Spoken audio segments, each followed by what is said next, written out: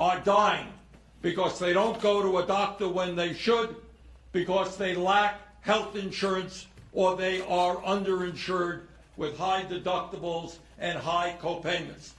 This is the United States of America. 30,000 people a year should not be dying because they lack adequate health insurance. I am sick and tired of seeing working class families and small businesses pay far more for health care than they can afford to pay, and 530,000 Americans declare bankruptcy each and every year because they cannot pay off the outrageous cost of a medical emergency or a hospital stay. 500,000 families go bankrupt. Families should not be driven into financial ruin because someone in the family becomes ill. Think about that for a moment. People should not be forced into financial ruin, into bankruptcy. For what reason?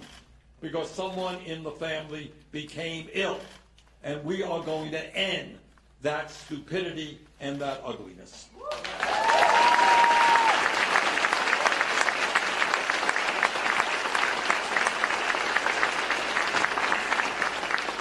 I am sick and tired of hearing from Americans who lost loved ones because they could not afford the unbelievably high cost of prescription drugs, or hearing from constituents, often elderly people, who are cutting their prescription drug pills in half because they cannot afford the medicine they need. Can you believe that in America today people are dying because of the high cost of prescription drugs? And today we announce loudly and clearly that we will no longer accept the greed of the pharmaceutical industry.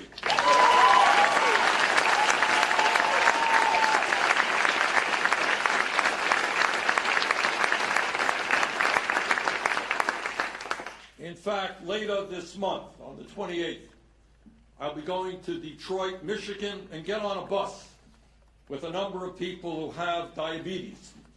And we're going to be taking that bus to Windsor, Ontario.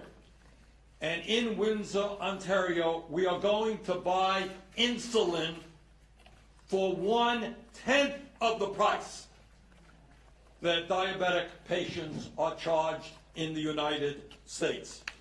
So today we tell the pharmaceutical industry their greed is going to end, that under Medicare for All there will be a cap on what people will have to pay for medicine, and that we are going to significantly, and underline the word significantly, lower prescription drug costs in America. We are tired of getting ripped off.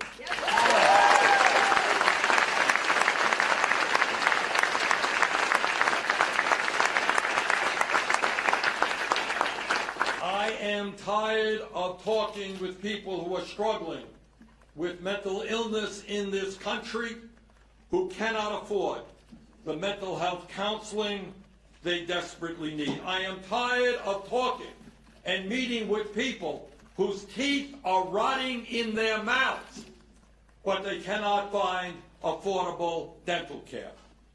Let me be very honest and tell you what I think many of you already know, that the current debate over Medicare for All has nothing to do with health care. We are not in a debate about which health care system is working well or which is better. Nobody thinks that a system in which 80 million people or more have no health insurance or are underinsured is a good system. Nobody I know thinks that when Americans are paying the highest prices in the world for prescription drugs, that that is a good system.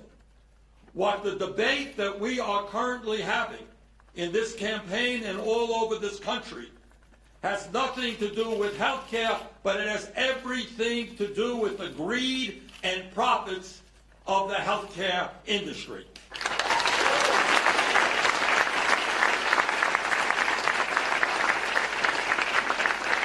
What we are talking about is a healthcare industry of the insurance companies, the drug companies, the medical equipment suppliers, Wall Street, entities that make tens and tens of billions of dollars every single year while ignoring and turning their backs on the needs of the American people. That is what this debate is about.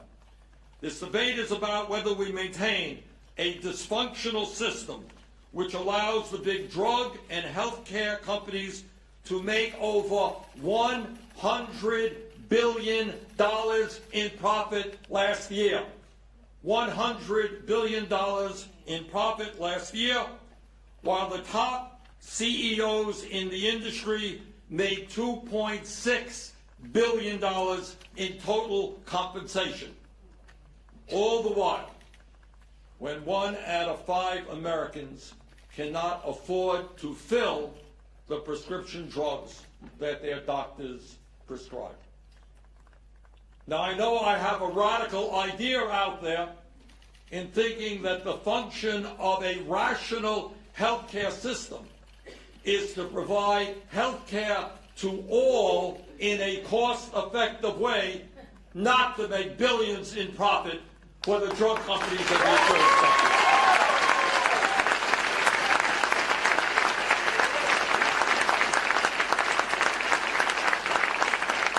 What we are talking about is the need to end a system in which, for example, just one example, the CEO of the Aetna insurance company, a gentleman named Mr. Bertolini, received a golden parachute worth nearly $500 million after his company merged with CVS Health. $500 million for putting together a merger while elderly people in America lack the financial resources to buy the hearing aids they need to fully participate in society.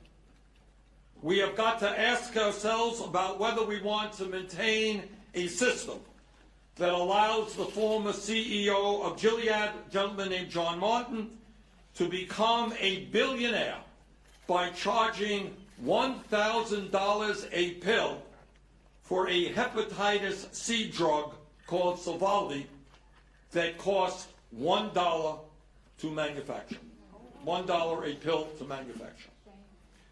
Let us make no mistake about it. The struggle that we are now undertaking to guarantee health care to all Americans as a right and substantially lower the cost of prescription drugs in America will be opposed by some of the most powerful special interests in our country, entities that have unlimited amounts of money. Let me give you just one example, if I might.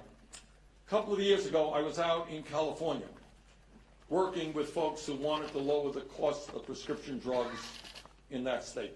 And they had a kind of modest proposal. It wasn't a very radical proposal, to tell you the truth. In opposition to that one ballot item in one state in America, the pharmaceutical industry spent $131 million. $131 million in one state to defeat one modest ballot item. In other words, the special interests in the healthcare industry have unlimited resources, and they will use those resources in opposition to the Medicare for All campaign. And we are talking about not just the insurance companies and the drug companies, we're also talking about Wall Street and their power in the healthcare field. And let me make a prediction, tell you what you're going to be seeing in the coming months. You will be seeing these entities spending endless amounts of money on 30-second television ads telling you how terrible Medicare for All is, You're going to see full-page magazine and newspaper advertisements. You're going to see radio ads, and you're going to see a number of corporate entities come up with studies that will tell you why Medicare for All is not the way to go. But let me just tell you that over 50 years ago, when Medicare in this country was passed, which means so much to the seniors of this country, the special interests did exactly the same thing. They lied. They spent huge sums of money. They talked about how America will lose its freedom, that we're moving to communism, or whatever it may be. Some of you have heard that, yeah? Well, they tried to do that over 50 years ago. They failed. And my friends, they are going to fail again.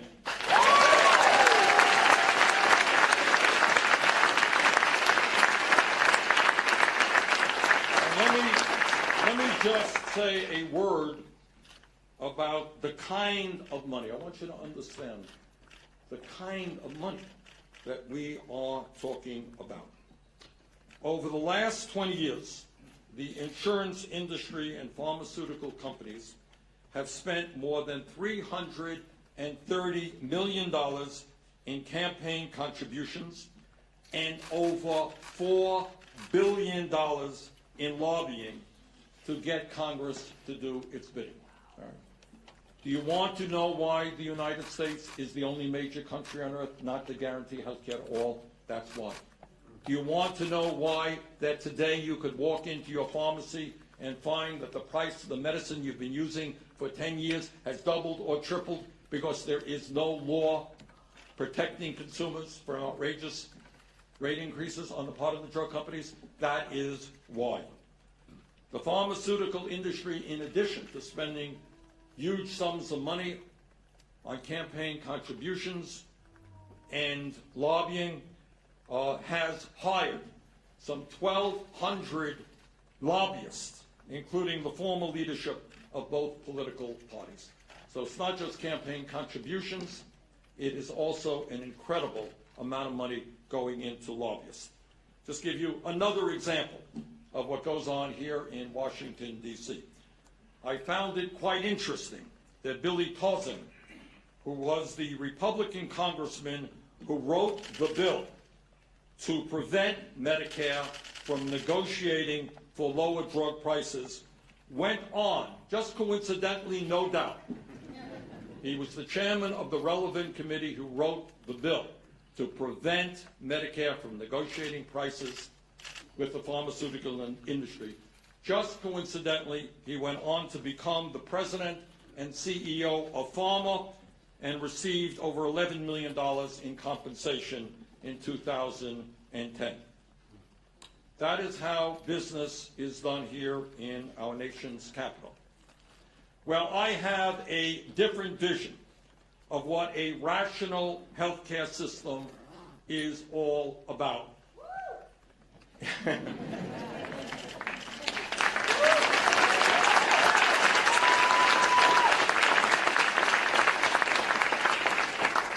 Instead of providing massive profits for the drug companies and the insurance companies and Wall Street, we must provide a healthcare system that provides quality healthcare to every man, woman, and child in this country in a cost-effective way.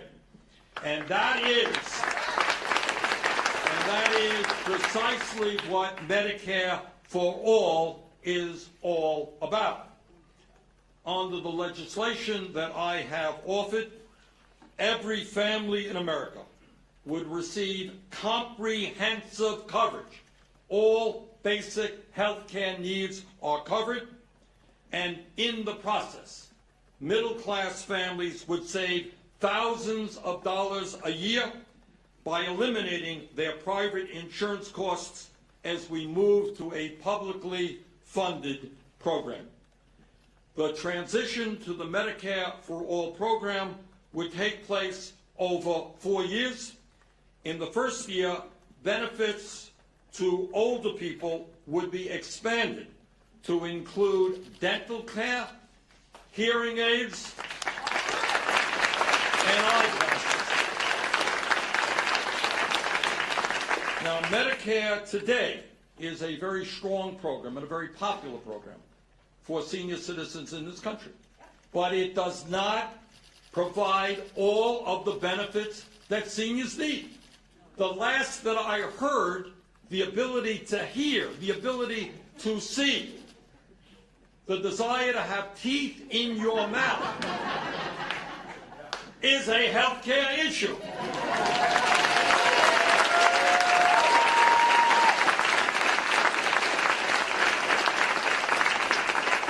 And so today we say to seniors that despite what you're hearing about Medicare for seniors being weakened, the truth is exactly the opposite. It will be strengthened by providing benefits that seniors today do not have.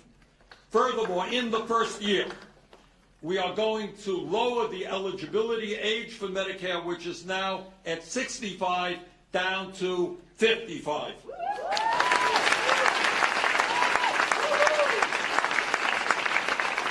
And in that first year, we will provide coverage for every child in America.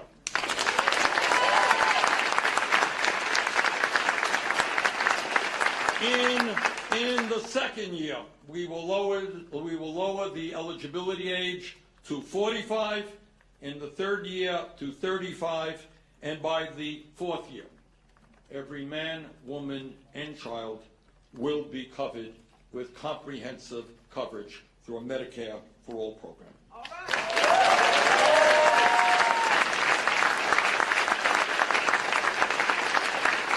You know, I want to say a word about this transition because I hear over and over again from political opponents, from the industry, it can't be done. Stop and think about the year 1965 when Medicare was first introduced. They did not have then the kind of technology that we have right now. They were developing a brand new program with all of the difficulty that that entails. So please do not tell me that 55 years later, with all of the technology that we have, that we cannot simply over a 4-year period expand a successful program that is 55 years old.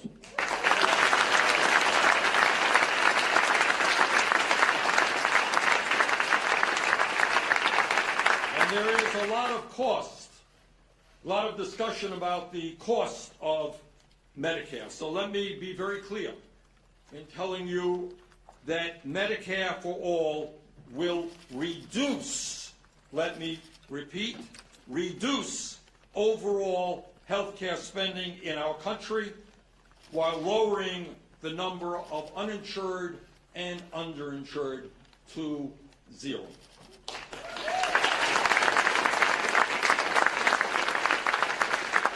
We accomplish this because Medicare for All creates a system of health care insurance that is not designed to generate profits for insurance and drug companies.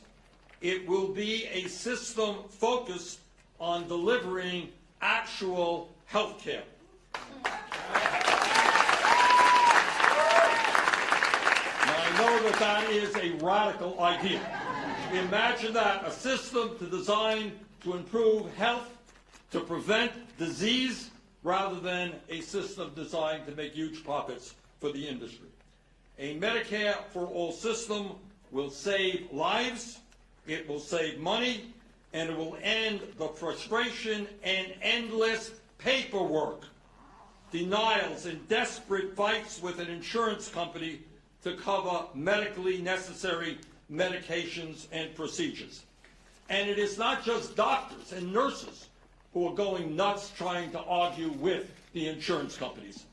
It is ordinary Americans who spend hour after hour on the telephone fighting to make sure that the benefits that they paid for were in fact fulfilled and paid for by the insurance companies. We're going to end that. The American people want a simple, straightforward system.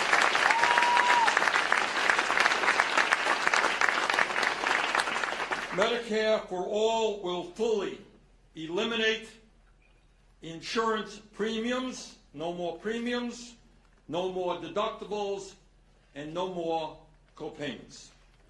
Make no mistake about it, because there's some confusion here. These premiums and deductibles and copayments are nothing less than taxes on the middle class.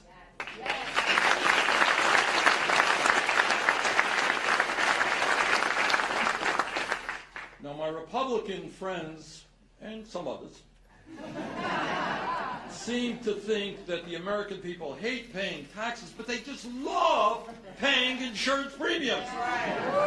Oh my God, dear, the insurance premium is here. What a wonderful day. Oh, wow.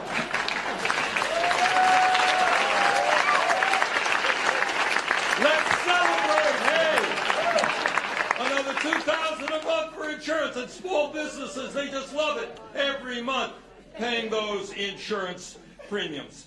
The truth of the matter is that study after study has shown that as a nation we will save substantial sums of money, and the average middle-class family will save an estimated $3,000 each and every year on their health care bills.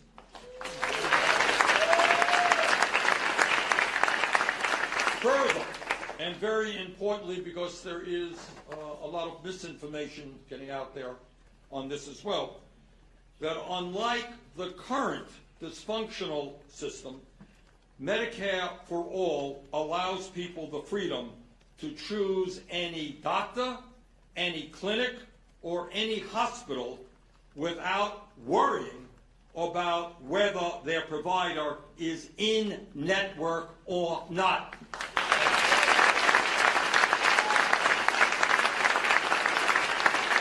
How many Americans right now have a doctor that they would like to go to, but they can't go to him or her because they're out of the network? And if they want to go to that person, that doctor, they're going to have to pay a very pretty penny. We end that. The American people should have a complete freedom of choice regarding the doctor, hospital, or clinic they want to go to.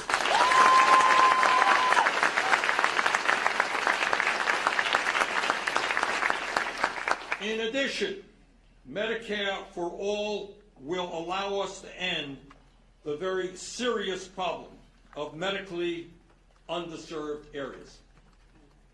There are areas all over this country, urban and rural, where people who, even if they have insurance, are unable to get to see a doctor in a reasonable period of time. And just to give you an example of the irrationality and the dysfunctionality of the current system, just to give you one of many examples.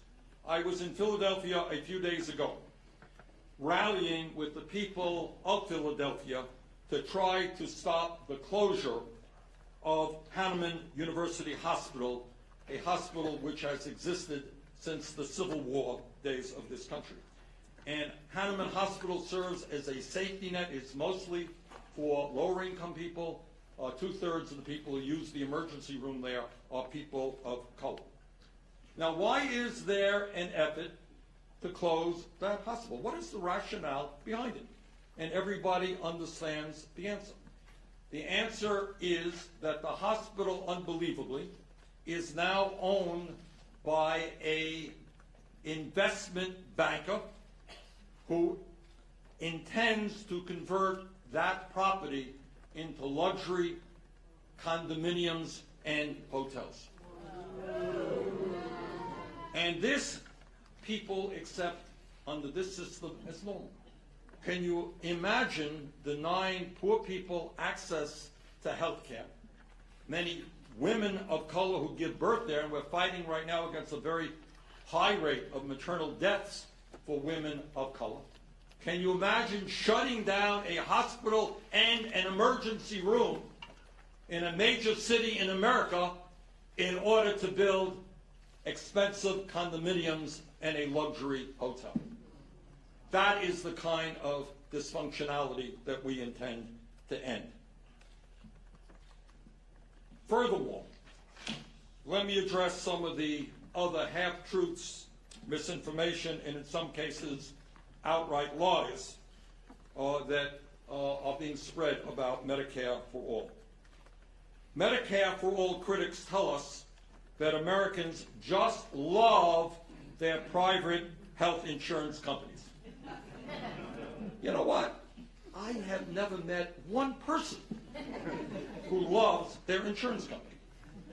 I have met many people who do love their doctors and their nurses, who have very good experiences in their hospitals. And what we do is to say you can go to those doctors, you can go to those hospitals, but you're not going to have to anymore deal with rip-off insurance companies.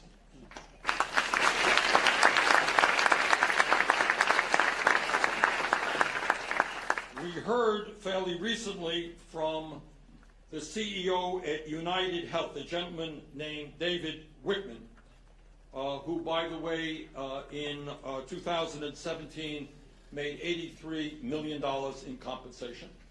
And you will be shocked to know that he actually likes the current system.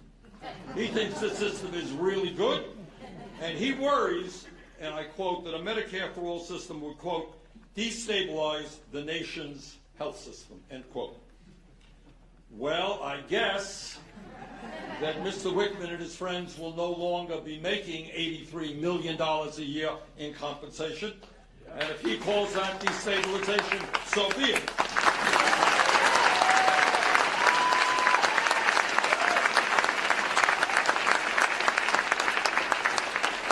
But when our opponents talk about the destabilization of the current system, they forget to tell you that the current system is already disrupting and destabilizing millions of people's lives.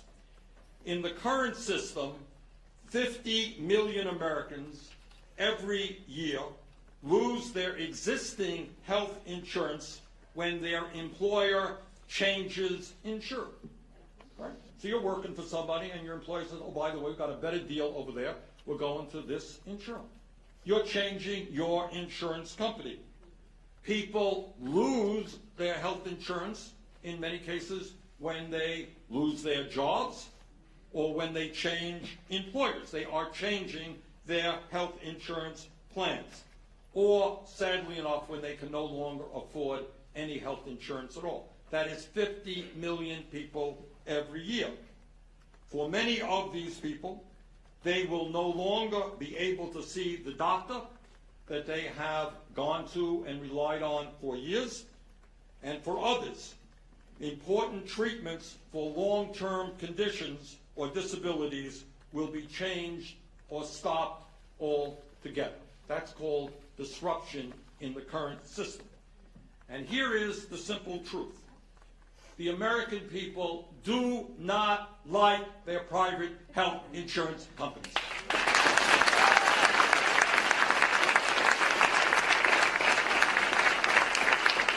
In fact, private health insurance companies, for all of the right reasons, are incredibly unpopular. What the American people do like, as I mentioned, are their doctors, their nurses, and in many cases, their hospitals. Furthermore, while our opponents claim that Medicare for all is too expensive, the reality is that in a system which spends twice as much per capita as any other country, study after study shows that Medicare for all will be much more cost effective. The Center for Medicare and Medicaid Services estimates that if we do not change the current system, this country will be spending $50 trillion over the next 10 years, almost 20% of our GDP. So in other words, when we talk about the cost of healthcare, which is a very, very important point, needs to be discussed, understand that the current system is unsustainable and will be incredibly harmful to the people of our country, to the business community, and to the entire economy. And the reason why we end up spending so much is obvious. It is not just the huge profits in the insurance industry and the pharmaceutical industry, but it is the incredible and wasteful bureaucratic maze developed by thousands of different healthcare plans.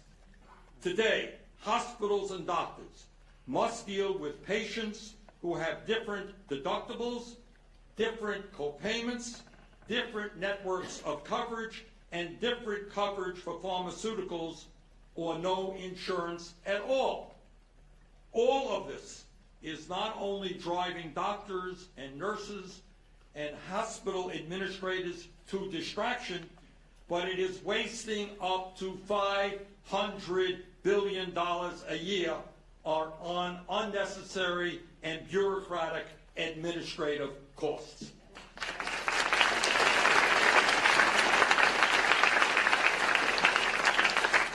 Unlike our current system, there is a broad consensus from conservative to progressive economists that Medicare for all would result in substantial savings for the American people.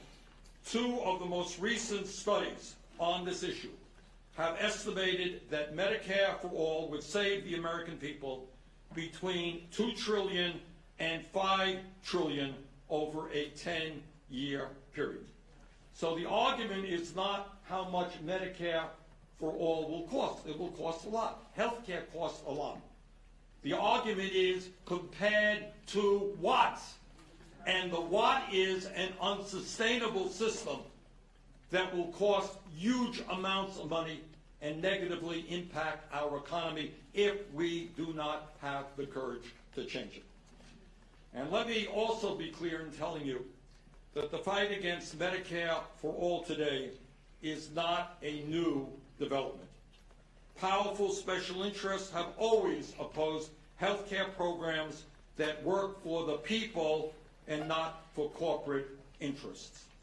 Let us not forget that when President Harry Truman first proposed a program guaranteeing health care to seniors, that idea was billed as radical, as un-American, and an attack on basic American freedom. And because of that coordinated attack, the idea stalled in Congress for years until voters stood up and made their voices heard.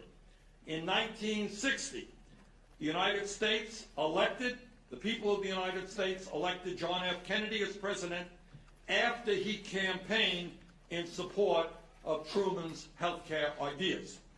That election prompted serious work on universal health care, and Kennedy at the time, and think about this, this is 50 years ago, more than 50 years ago, Kennedy noted, and I quote, "What we are now talking about doing, most of the countries of Europe did years ago."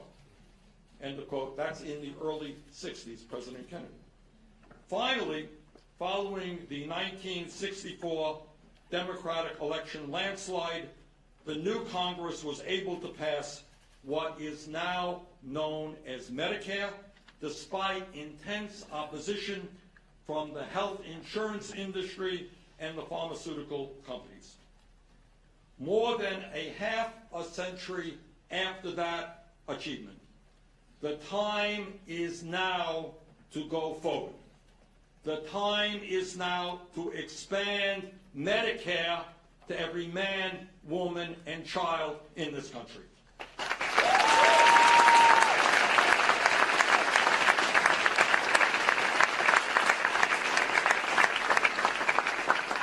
And let me be very, very clear.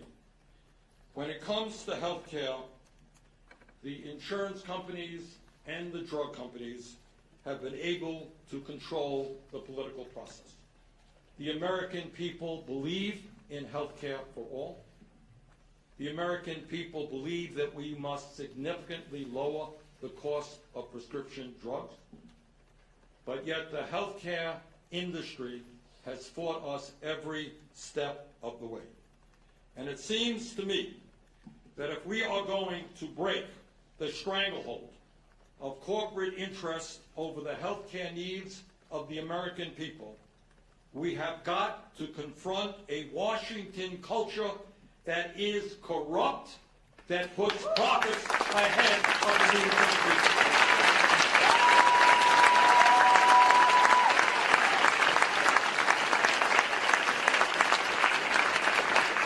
And that is why today I am calling on every Democratic candidate in this election to join me in rejecting money from the insurance and drug companies. Reject that money.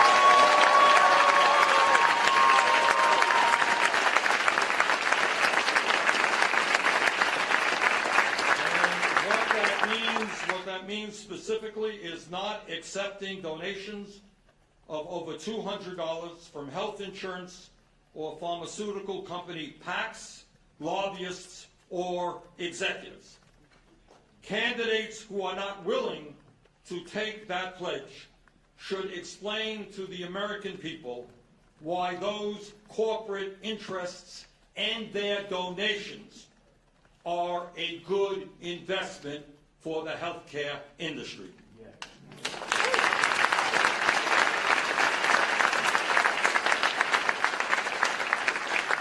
So what we are saying is not complicated. The time is now to stand with the American people and guarantee health care to all people.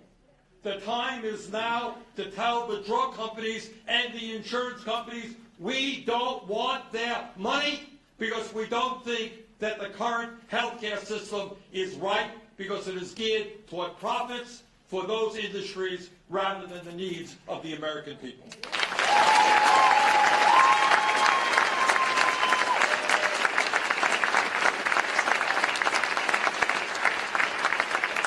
Of course, President Trump should do the same.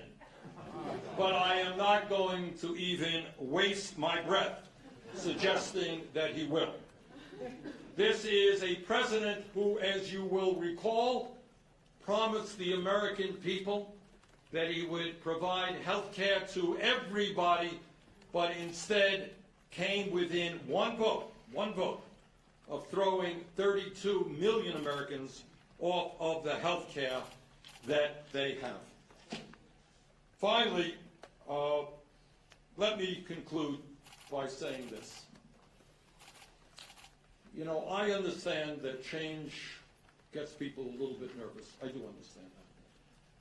But I hope everybody understands that 55 years ago in the mid-1960s, when the U.S. Congress finally said that the elderly and the poor should have health care as a right, that was an incredibly difficult undertaking. It was a difficult undertaking.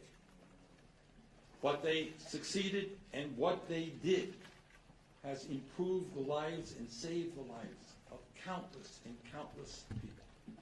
And today you have people in Vermont and all over this country are so grateful that they have a strong health insurance program called Medicare.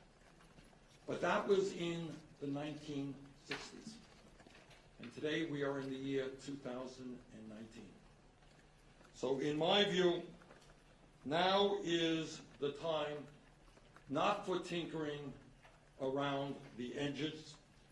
Now is not the time for taking money and large campaign contributions from the insurance companies and the drug companies.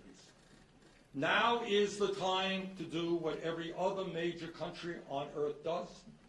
Now is the time to do what the American people want us to do. Now is the time to pass a Medicare for all single-payer program.